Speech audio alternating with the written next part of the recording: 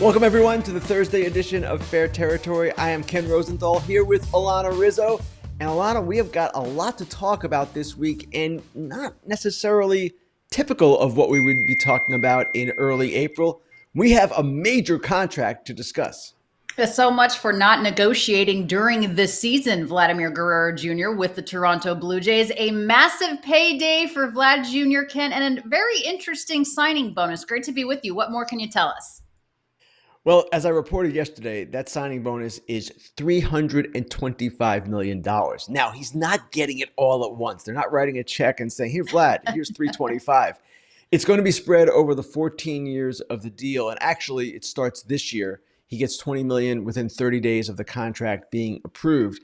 But it will be spread over the course of the deal. And then there will be a certain percentage of the money he gets will be in salary as well.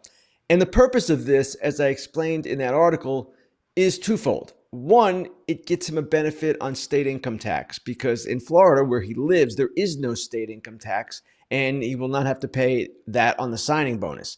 The other part of this, which is also interesting, if there is a work stoppage after the 2026 season when the collective bargaining agreement expires, or if there is some situation like we had a couple of years ago with the pandemic and games are canceled, he gets paid regardless.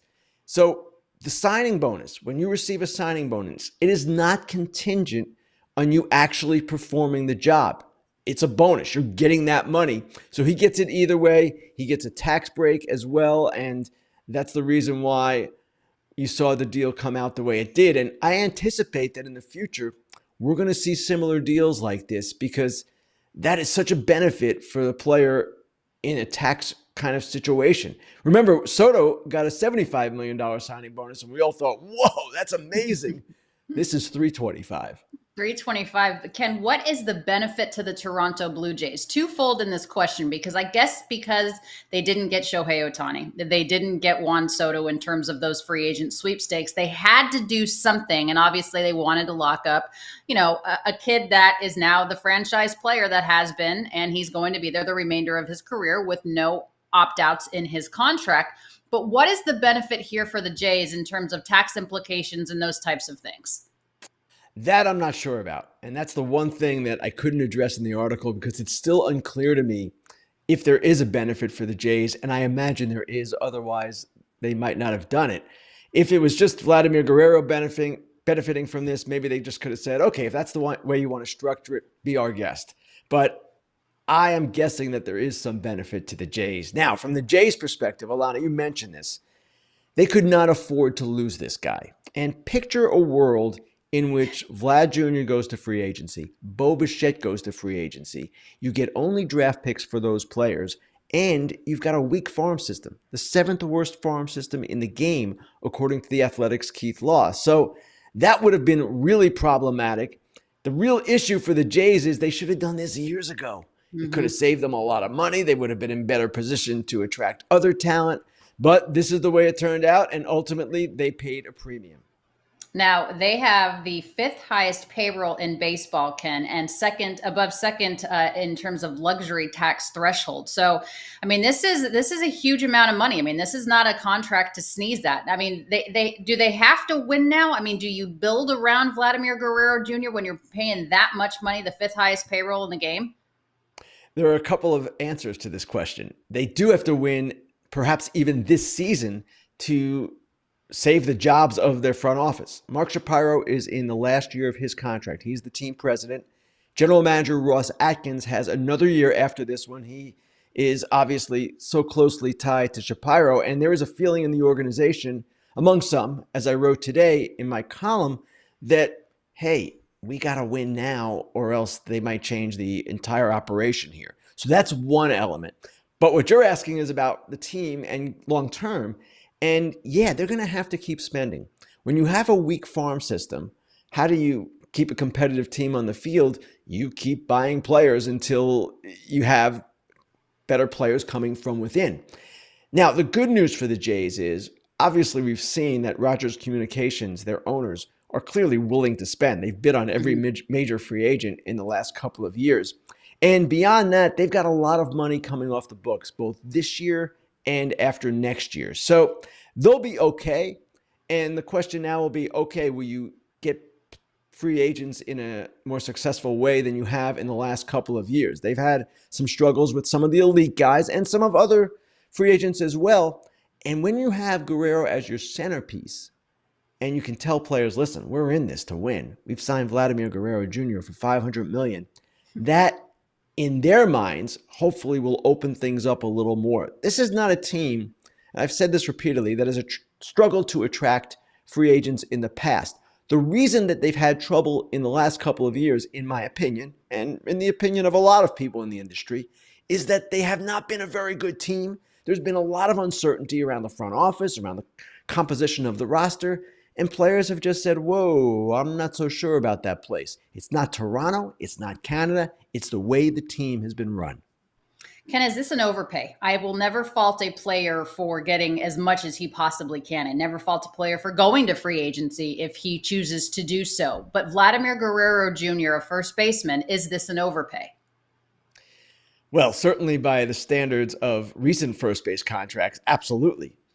Matt Olson was 180. Freddie Freeman was 162 with a lot of it deferred. Paul Goldschmidt was 130.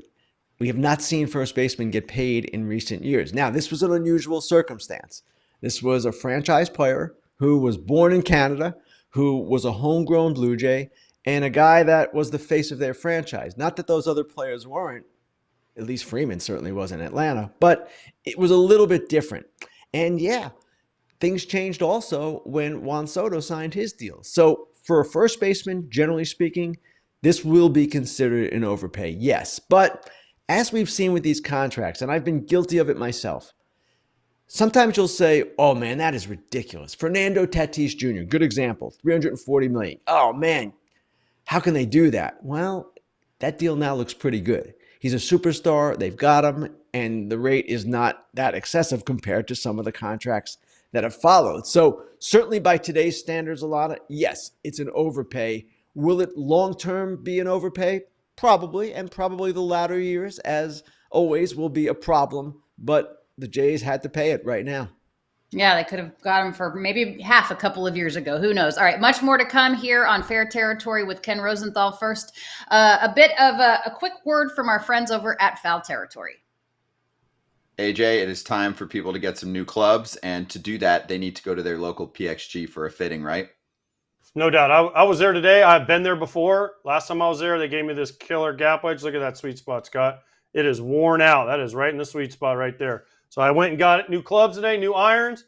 But more importantly, I got this bad boy. I got me a new putter. This is my old putter. It's on order. Yes, that's my putter cover. PXG Mustang putter. Now I'm going to the Allen putter. They talked me into it because I was draining some putts today. Bob, the guy who helped me out, he helped me with my irons.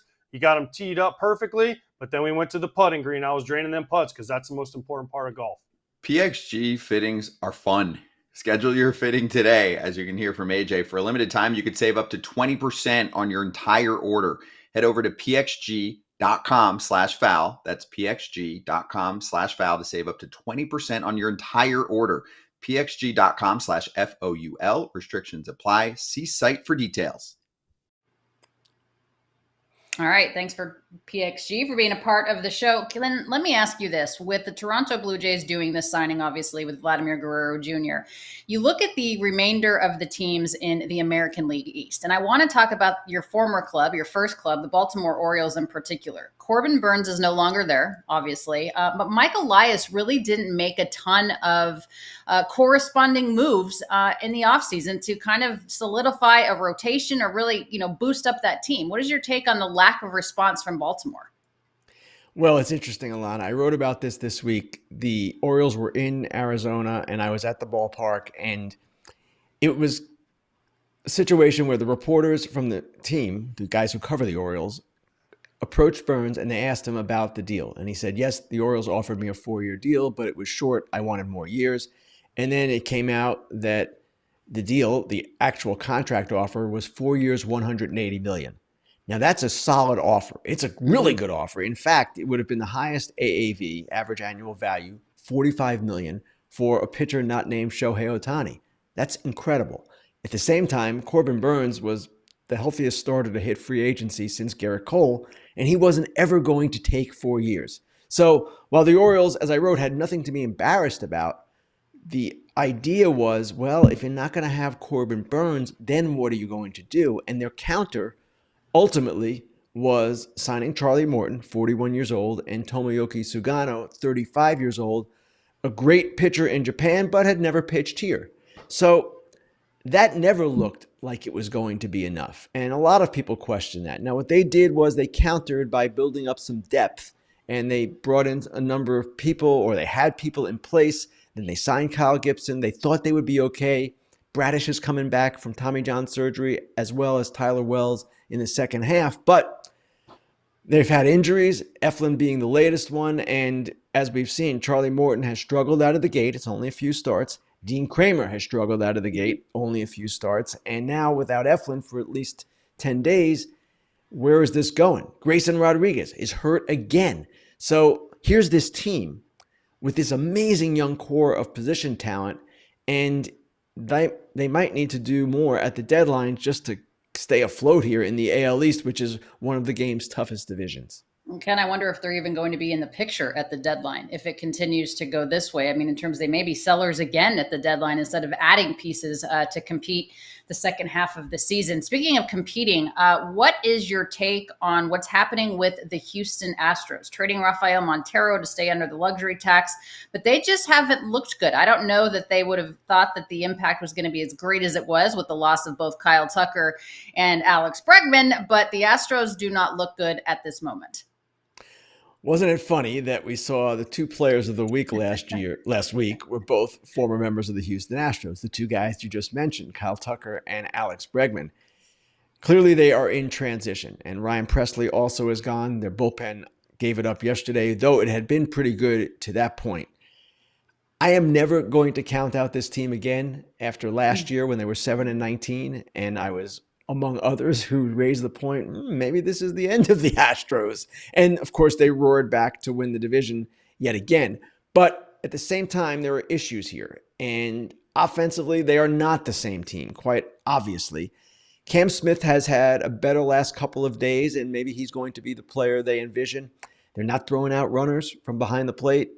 I think opponents are 17 of 18 against them on attempted stolen bases. That's on the pitchers too. But there are a number of different issues that they're facing, the offense being perhaps the foremost among them. So again, this is a good team. They're in a division where it's going to be very competitive with the Rangers for sure, maybe the Mariners if they ever hit, and they're having their injury issues as well. I just don't want to say at this point in the season, I'm worried about the Astros. I'm not worried yet. I am interested to see how they evolve over the course of the season with this new mix. Yeah, 7-19 last year with the Stars and Presley. It's going to be interesting to see what they do to make up the lack of production offensively, of course, that went away with Kyle Tucker and Alex Bregman. And, we'll see what happens with the Astros. Again, to your point, though, I will never, ever count that team out. Don't forget, guys, to get your questions in for Grillin Ken as you get an opportunity to ask Ken Rosenthal some questions. In fact, let's get to it.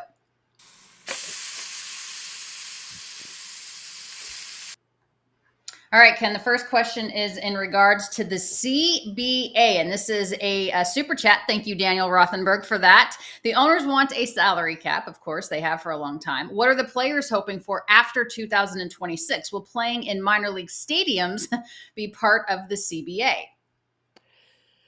Well, what the players are hoping for is the current system to remain intact, but tweaked to force some of the smaller market teams that are not spending to spend. And you might suggest, well, how about a salary floor? There will never be a salary floor without a salary cap. However, as I've said, we have at the top of the pay structure a soft salary cap. It's the luxury tax system. You exceed certain amounts of payroll and you are penalized in some fashion, either money, draft picks, combination, whatever. Why not put at the bottom of the pay structure a similar mechanism? It makes perfect sense. You can justify it because you already have the one at the top, and the owners could not argue, well, we're not doing a salary floor. No, you already have a soft cap at the top. So the players would want something along those lines, tweaks in other areas as well. The players want teams to compete to their fullest and spend as much money as possible. And yes, they want a free market system. It has worked very well for them.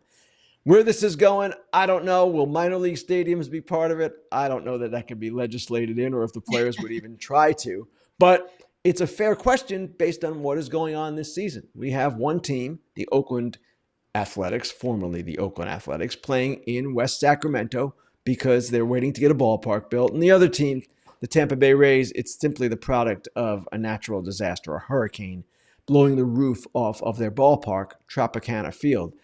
I don't know that will be a big part of the CBA or even get a mention, but the money, that's always what drives this.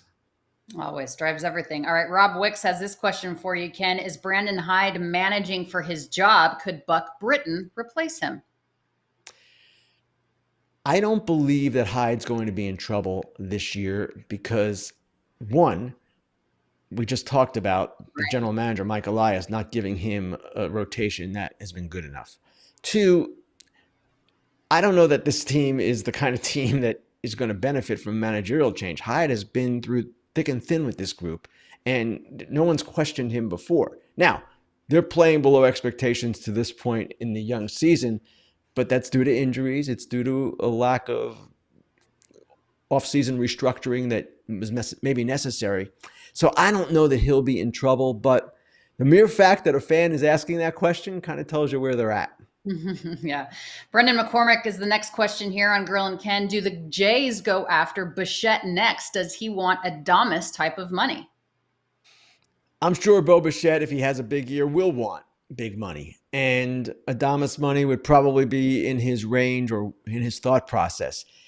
The Jays have said they're interested in doing Bichette next. Ross Atkins, their general manager, just said that yesterday. We have interest in doing something. Bichette has said, I want to be part of a place for a long time. I want to win and establish a winning culture with Vladimir Guerrero Jr.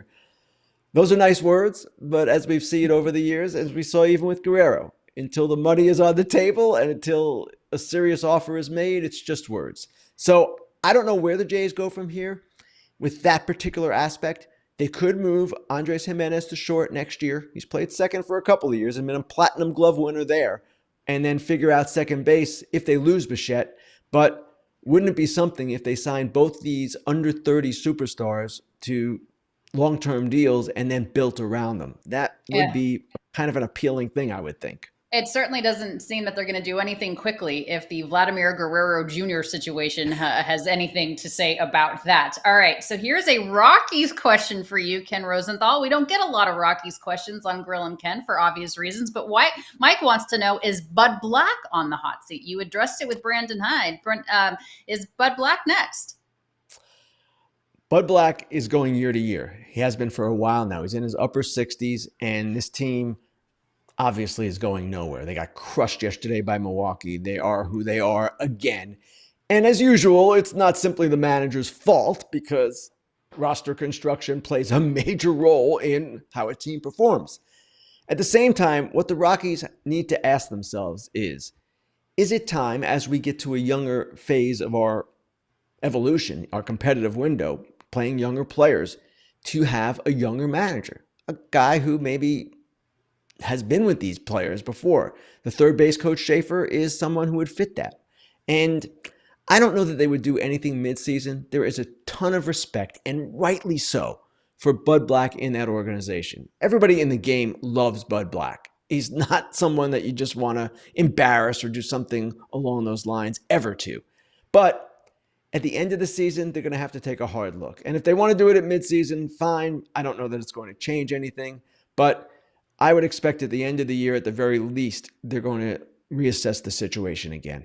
Yeah, Bud Black is a heck of a baseball man. He's done everything he possibly can with the roster that has been given to him. All right, last question for you, Ken. Should the O's call Lance Lynn? Of course, friend of the program, Lance Lynn has officially retired, according to Lance Lynn on his wife's podcast. Should the O's come a-calling? I like the way the question is phrased. Should they tell upcoming FT guest Lance Lynn? He's on the show today. I don't know that Lance Lynn is going to be enough of an answer for them right now. They've got Kyle Gibson coming. They signed him, and he was kind of in the same boat as Lynn, a late signee.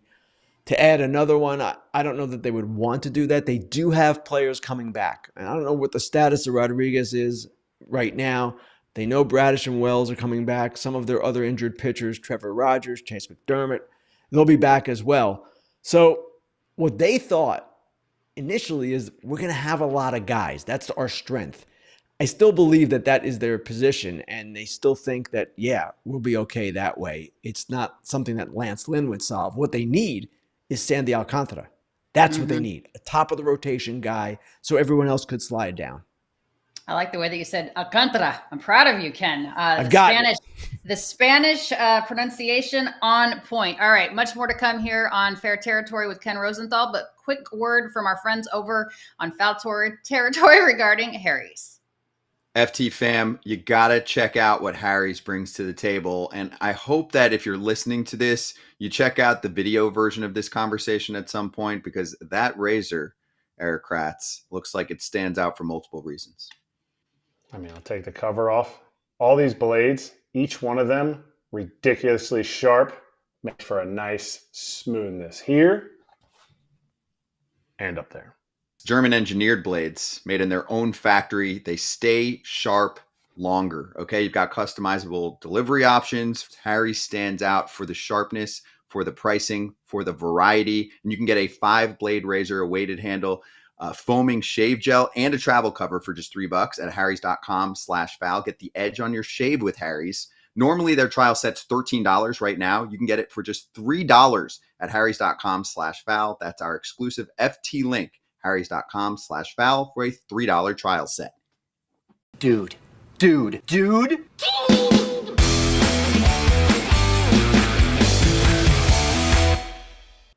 All right, Ken, time now for Dude of the Week, and I absolutely love yours, and I don't know that anybody else could top it. Go ahead. It's pretty obvious to me that it should be Jarren Duran of the Boston Red Sox. And Jarren Duran did something this week that Alex Cora, his manager, said would save lives. He actually did it while taping a broadcast for Netflix, or a show for Netflix, and he revealed that he attempted suicide during the 2022 season. He went into detail about it, and the reason this is meaningful, obviously, is because Duran, by speaking out and explaining what was going on, is hoping to save other people. He's hoping that other people watch him, see how he came out of it, and kind of just say, okay, he did it, maybe I can do it. And obviously mental health is a really complicated thing. It's so difficult for so many people, but his hope is to be an inspiration. And his manager, Alex Cora, again said, you know what, for what he did, this guy should be a nominee for the Roberto Clemente Award. And I'm not so sure he's wrong about that, simply for stepping forward and being willing to bare his soul and what he was going through in his darkest moments. I am so grateful that that suicide attempt failed for Jarren Duran. I am so grateful that he is here. And I don't even care that he's a baseball player. He's a human being, and he's important, and his life matters, and what he's doing is so incredible. And I have to tell you that because of what he did, Ken, the Samaritan Hotline, which is the suicide prevention crisis hotline, had received, I think, 3 times the amount of calls than normal. And I'm not saying it's just because of Jarren Duran, but he certainly had something to do with that. So if you are, experiencing mental health, you are somebody that you know needs help, there's help out there for you. And, Jarren Duran was given advice for anyone going through tough times. He said, ask for help. I know it's not easy. I never wanted to ask anyone for help because I felt like I was a bother to them, but it's never going to be a bother to them to ask for help. The Massachusetts Behavioral Health Helpline, in terms of Boston-based, is 833-773-2445, but there is help all over the place. I mean, you can text 439-726. Obviously, that's the SamaritansHope.org site. And the National Suicide Prevention Hotline is very easy to remember. It's available by calling 988. So again, congratulations to Jarren for just speaking up. And it's hard to do. As you said, it's a very complex issue, but I'm proud of you, and we're happy that you're here. Mine is silly compared to that, but I just wanted to give a shout out to Kenley Jansen, who has achieved career save number 450. Kenley is often in the conversation of whether or not he is a Hall of Famer, but I'm just proud of him. I mean, Kenley's been through a lot. He lost his mom a couple of weeks ago. He's been pitching for several different organizations. Remember, he started his career as a catcher, Ken. So he caught Clayton Kershaw's first outing as a Dodger, and he's up there on the all-time saves list. So congratulations to my friend Kenley. Proud of you. All right, time now for the John Fisher Dork of the Week.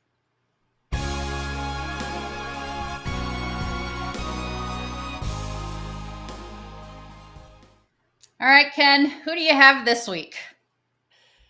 You know what, Alanna? I have to say, the Pittsburgh Pirates this week had a week that I don't know that John Fisher has even matched with the A's. It was one embarrassment after another. And we're not even talking about what was going on the field, where they are again off to a weak start. The Roberto Clemente sign that was in right field, taken down for an ad. They had to apologize for that, restore it. Then it was revealed by a television station in Pittsburgh that the commemorative bricks that people had paid for, they had lifted up some of them from wear and tear and basically taken them to a recycling place, and the bricks were just kind of being ready to be recycled. They're going to take care of that too, and they apologized and are going to figure out that problem. But how do these things even happen? I don't know. If you're I don't know. Pirates management, what are you thinking? When you take down a sign for Roberto Clemente and replace it with an ad, isn't there someone who said, hey, what about Roberto? When you're picking up the bricks that people had paid for the Roberto Clemente Foundation, by the way, to benefit that, and you're just taking them away, don't you contact those people? Don't you say, hey, we're going to fix this, but this is what we're doing now for construction purposes? Yes, that's what you do. They didn't do either of these things. They're a hot mess, and they're the dorks of the week. Yeah, they're a hot mess. Oh, I love that. Yes, they are a hot mess. One misstep after another. All right, my dork of the weekend, AJ Pierzynski and Eric Kratz don't agree with me on this, but I'm going to go with the Marlins for playing the infield bases loaded situation with Pete Alonso at the plate. I don't know what the hell the Marlins are doing. It ended up being that Pete Alonso cleared the bases. So what are you doing? Why is Clayton McCullough bringing in the infield? And the SNY broadcast went bananas. Obviously, it benefited the New York Mets, but they were like, this is just elemental stuff. You don't bring in the infield in a bases loaded situation when you have a slugger at the plate. I was watching that game the other day, Ken, and of course, SNY was going crazy about it. What is your take on this? Because AJ and Eric don't necessarily agree with me, but I don't understand the defensive alignment here. There's one out. You've got a chance for an inning-ending double play. And I believe they intentionally walked the batter before to set that up. So Gary Cohen's point was, why are you doing that to set up the double play and then not playing for the double play? The other egregious part here was the positioning of the center fielder. He was like a short fielder in softball. And naturally, when Alonso crushed the ball to left center, it went way over his head. So I'm with you, Alanna. They're dorks of the week. I heard what AJ and Eric said, and I understand their point. And actually, Eric was saying Alonso runs hard to first, has beaten out a few double play balls already this year. But I'm sorry, that to me was not the right percentage play, which was the argument AJ and Eric were making. Right. Marlins are going to Marlin, Ken. All right. Always good to be with you on Thursday. Don't forget, Ken has a brand new fresh episode of Fair Territory on Monday. We are leading into foul territory right after this. And yes, Lance Lynn will be on the show. But before we say goodbye, let's shout out the BetMGM First Bet $1,500 offer when you use the bonus code FOUL. Get this offer when you download the BetMGM Sportsbook app or at BetMGM.com. Sign up, enter that bonus code, FOUL, and deposit at least $10 into your new account. Place your first wager and receive up to $1,500 back in bonus bets if the bet loses. If the bet does lose, your bonus bets will be available once your initial wager is settled. Gambling problem or concern, call 1-800-GAMBLER. Again, foul territory is next, everybody. Scott Braun, AJ Pierzynski, Eric Kratz, recently retired, maybe not. Maybe he goes to the O's. Lance Lynn is going to be on the show. The Athletic Sam Blum, Philly show host Jim Salisbury. also stops by. And then Dodger territory is after that. Eric Karros will join myself and Clint Pasillas. So for Ken Rosenthal, I'm Alanna Rizzo. We'll see you next time.